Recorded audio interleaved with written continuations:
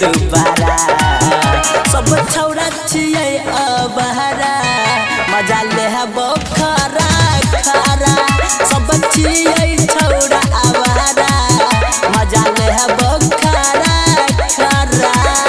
DJ क्रांति Ganpati recording studio Bhawanipur. सब पीने छो देसी टेम्पर लाइक छो बेसी तू टेंशन नहीं करी है गे आज नाइट में लाइट बुताई के मजा दी है गे तो बना खड़ा कर भी बेकार में फसल है छिए पीस टल डर में सब छौड़ा छिए अब हरा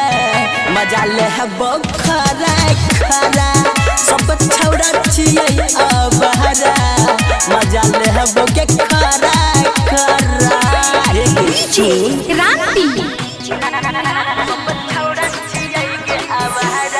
गणपति रिकॉर्डिंग स्टूडियो भवानीपुर। नच पर तौ साथ आई पूरा रात तू करी है न माना गे रहे डीजे वाला भाई माल छै हाई पाए खाली बाजे दही नीरज के गाना तोरा बन मजा लाई छै रे देखी छौरी लाइन गई छै रे आई देखबै गजब के नजारा आई ले खरा खरा सब छौड़ा छियै गे अबहरा मजा ले खरा खरा